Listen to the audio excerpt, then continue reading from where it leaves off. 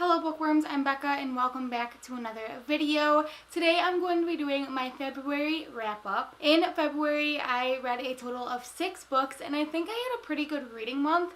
I read 4 young adult books and 2 middle grade books, and I actually got ahead in my Goodreads goal, so that's always good.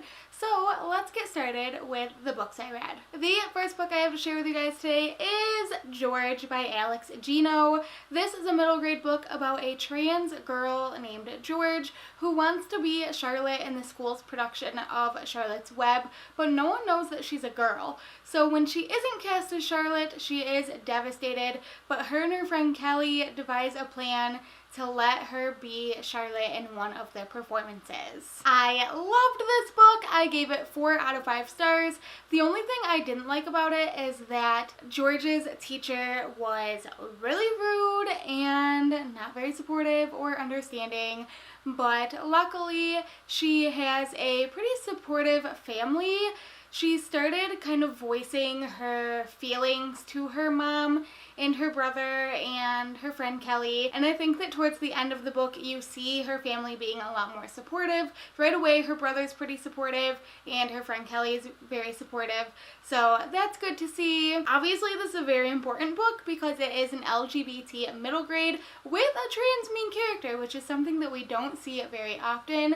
The author, Alex Gino, is actually non-binary, so that is amazing, and I think that they did an amazing job writing and explaining what it means to be trans in a very age-appropriate way. Alex Gino actually has another book coming out next month in April. It's called Rick, and it focuses on another character in this story. I have received an arc of it from the publisher, and I will be reviewing it next month, so I'm really excited about that. So if this story interests you, make sure to keep an eye out for that review in April. The next book I have to show you is called A Galaxy of Sea Stars, and it is by Jean Zulik Ferrulo.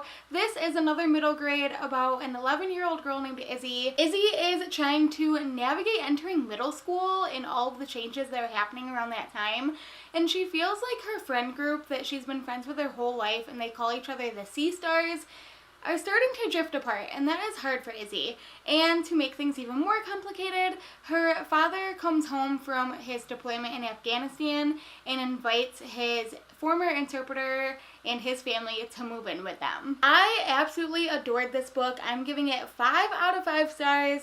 The only things that I didn't like about this book is plot related. I think that the other girls in the Sea Stars are major brats, which was annoying to read, and also I didn't love the way that Izzy's family treated her like a child. I mean, she's only 11, but there were serious things happening in the book, and they were just blatantly choosing not to talk to her about it. And even though I feel like that's pretty relatable for a lot of kids, it would have been nice to see the parents take a more grown-up approach and actually talk to her about the things that were going on in her family. Overall though, this book is very well written. It discusses different aspects of Muslim culture because the interpreter's family is from Afghanistan. It touches on some Islamophobia. Actually, during this book, 9/11 rolls by, and it was a very different perspective because these kids are 11 years old.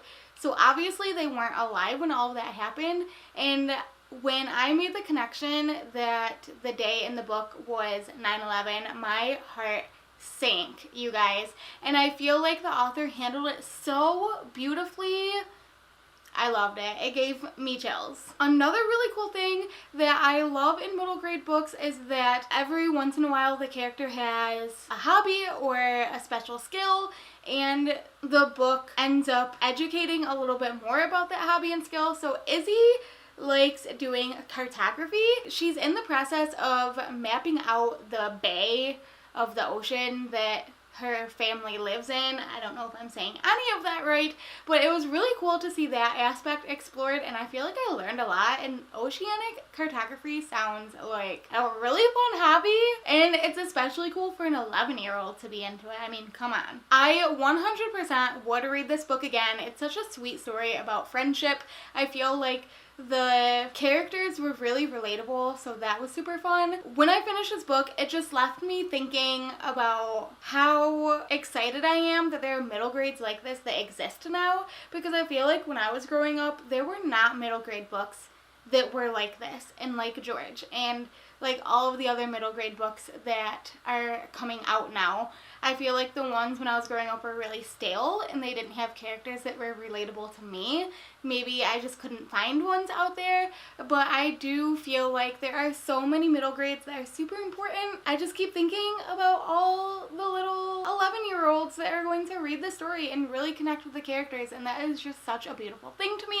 So I think that's why I'm getting more into middle grade lately, because I'm finding stories that I wish I had when I was growing up and I was this age, and I wish I had characters that I could connect to. So I'm finding a lot of myself in these characters and I'm having a great time. So those are the middle grade books I read, and now let's move on to the young adult books, starting with Hot Dog Girl by Jennifer Dugan. This is about a girl that works at her local amusement park every summer with her friends, but this year the owner announces that the amusement park will be closing at the end of the season. So the main character, Eloise, is determined to make this the most epic summer ever. I ended up giving this book 3 out of 5 stars. It was kind of a cute story, but I had some problems with it. Mostly, I think that even though the story was cute, the plot was a little bit weak all around, and Eloise is a very naive character. She came off as very naive, and honestly, I think I'm past those kind of characters. But, like I said, even though the plot was a little bit weak, I think it was still well written, and the story was light and cute and fun, and it did keep me engaged from beginning to end, so that is good. The really cool thing about this book is that it has LGBT representation. Eloise's best friend is lesbian and goes through trying to find love over the summer, so that is interesting.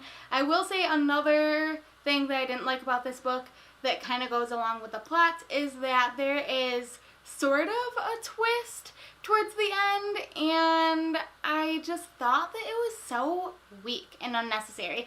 I kind of saw it coming. I hoped that it wouldn't go that way, and ultimately it did. But overall, like I said, this story was fun and just a nice little light read, and I loved the environment of the amusement park. I thought that was really cool. The next book I have to show you guys is With the Fire on High by Elizabeth Acevedo. In this book, we follow a girl named Imani who has been cooking for as long as she can remember and has dreams of becoming a world-renowned chef. So when her school offers a culinary arts class, complete with a week-long study abroad trip in Spain, Imani thinks this might finally be her chance. But she is worried about how she will fundraise for the trip, balance school and work, and being a teen mom. I ended up giving this book 4 out of 5 stars. It had a lot going for it, and even though Elizabeth Acevedo's writing is so beautiful, for some reason I have a hard time connecting with it. The only thing that really took me out of the story is that in the beginning portions of the book, I feel like the word baby girl was overused, and I've heard this said in another review. Basically, Imani's nickname for her daughter is baby girl, and she uses it so much in the beginning of the book that it gets borderline distracting. It's like every sentence about her daughter starts or ends with baby girl. Baby girl did this, and then baby girl did that, and baby girl smiled. And instead of using like her or she or anything else, my daughter, even anything, it's always baby girl. And I can kind of see where it comes from as the book goes on, because she makes a lot of reference to her daughter's government name of Emma being really bland, and she doesn't want people to have connotations when they meet her daughter, so she gives her a name like Emma. And so I feel like the use of baby girl is to really solidify that even though she has this government name, it doesn't define her, and it'll always be baby girl, and she has her own name for her. But that isn't really established until a little bit into the book after the overuse of baby girl. So after it was explained, I could justify it a little bit. but before that, it was really distracting. And the other thing that I'm really upset about is that it made me hungry the whole time. Okay, that's not really a con, but it did make me so hungry. I wanted to eat all of the gourmet food and everything that Imani was cooking. Elizabeth Acevedo has the most beautiful and poetic writing and descriptions, and it makes you feel like you are in the story. And because of that, the characters and the story and just everything about this book was so realistic and so relatable. I loved it. A couple other things I want to mention about this book is that it does have Muslim representation. Imani's love interest in the book is Muslim, but she doesn't know at first, and she figures it out herself over the course of the book.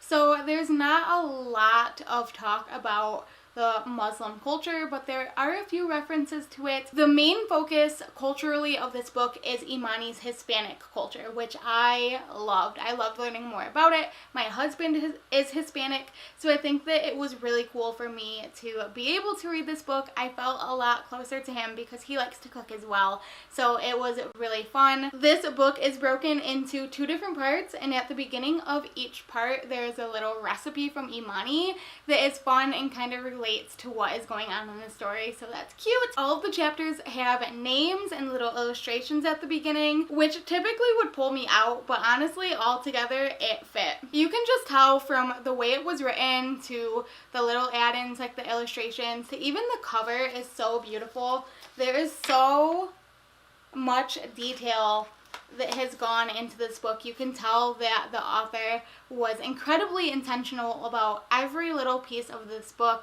and I think that that makes it even more special. The next book I have to share with you guys is Tyler Johnson Was Here by J. Coles. This is a young adult book that follows a boy named Marvin who goes to a party with his twin brother Tyler to keep an eye on him. But after shots are fired at the party, all hell breaks loose and Marvin loses contact with Tyler. The next day, he finds out that his brother was shot and killed by a white police officer. Right off the bat, I want to say some content warnings for police brutality, gang violence, drug use, and grief. I ended up giving this book 4 out of 5 stars, and I do have some reasons for that. There is in the story a stretch of time between the party and Marvin's family finding out that Tyler is dead that I think goes on a little bit too long, and there's no real explanation for it. At first I thought that it was going to be that the police were trying to cover up that it happened, but that's not really the case. They just took a while in the investigation, but it almost turns into a Paper Towns-esque situation where it seems like Marvin is going to start looking all over town for clues as to the whereabouts and starts talking to one of the gang members' girlfriends. Like, it just turns into a weird stretch of time that I didn't love. And this is another book where I feel like the main character was portrayed as very naive. Marvin and his friends are described as very nerdy, which is fine, but I feel like they still tried to be kind of street smart. It was a weird dynamic between how they should be acting in the story and how they were being described, if that makes any sense. I think I did a bad job at describing it, but overall, I just feel like Marvin and his friends were pretty naive despite everything that has been going on around them their entire lives. But overall, I feel like this was a very realistic commentary on race relations in America. I love the fact that it focused more on gang violence than anything else. I thought there was a unique perspective that I haven't read about before, and I found it interesting learning that this book was actually based on J. Cole's experiences growing up, so that was pretty cool. And the last book I have to show you guys is I Love You So Muchi by Sarah Kuhn. This is about a girl named Kimmy. Kimmy's mom wants her to stop focusing so much on fashion, and after the two get into a fight, Kimmy is sent to Kyoto, Japan to spend time with her grandparents over spring break and learn more about her heritage. She ends up finding out so much more and even finding her voice. I gave this book 4 out of 5 stars, even though I adored so much of it. The end took me out of the story a little bit, and there were a few other things, mostly the timeline of the book. In my mind, when I hear spring break, I think 1 week. And then I found out towards the end that she was actually in Japan for 2 weeks. But even then, just everything that happens in this book, I don't think that it could fit in the span of 2 weeks. I wish that there was more of a structured timeline, even dates at the beginning of the chapters, or if it was broken into parts, something that made the time fit a little bit better with the story, if that makes sense. And the other thing that I had trouble with while I was reading the book is the fact that Kimmy's mom is an artist. She's a painter. If you read the book, you would understand more why her mom wouldn't want her to be into fashion and sewing specifically, but I just found it rather odd that her mom was pushing her so hard to be an artist, to be a painter, and when Kimmy was technically being an artist and expressing herself in other ways artistically, her mom wanted nothing to do with that. I just thought that was super bizarre. But all that aside, this book is so adorable, you guys. It is like you take a fluffy cloud of cotton candy and made it into a book. It is amazing. There's also insta-love in this book, and typically I wouldn't go for that, but for this story it kind of worked. Especially because it was in such short of a time frame. Realistically, if she met a boy, she could have fallen for him in a week or so and then continued the relationship after the trip. I don't think that that is out of the realm of possibility, honestly. I just loved learning more about Japanese culture. It was so cute to learn more of the terms. I was familiar with a few of the things they talked about, which made me really happy, and it was just so much fun learning more about it. I really like Japanese culture, so I just loved that, and it made me want to try mochi so bad. I've never had it. I'm a really picky eater, but this made it sound delicious and amazing, and they talk about how to make it, and it was just really special, okay? Also, the grandparents in this book are the most adorable thing ever. They definitely get like the best grandparents ever award. They're so cute and funny and sweet. I love them. Hands down, best grandparents I've ever read. Ever. And I thought that it was really cute because Kimmy and her mom are very close, but her mom was still obviously very stern, and it reminded me a little bit of like Lane and Mrs. Kim from Gilmore Girls, where Kimmy is very much like Lane. She's outgoing and artistic and a free spirit, and her mom is very much into her own thing and stern and wants Kimmy to succeed, and I just thought that that was really cool to see that paralleled in a story. And I do think that Kimmy had a really great friend group and family relationships, so that made it even better. I definitely would recommend this book.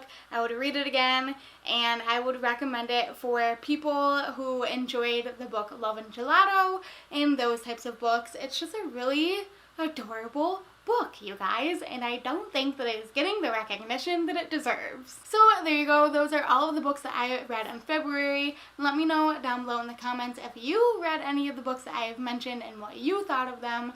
If you like this video, make sure to give it a big thumbs up. Hit that subscribe button down below to see more bookish videos. That's all I got for you guys today, and I will see you next time. Bye!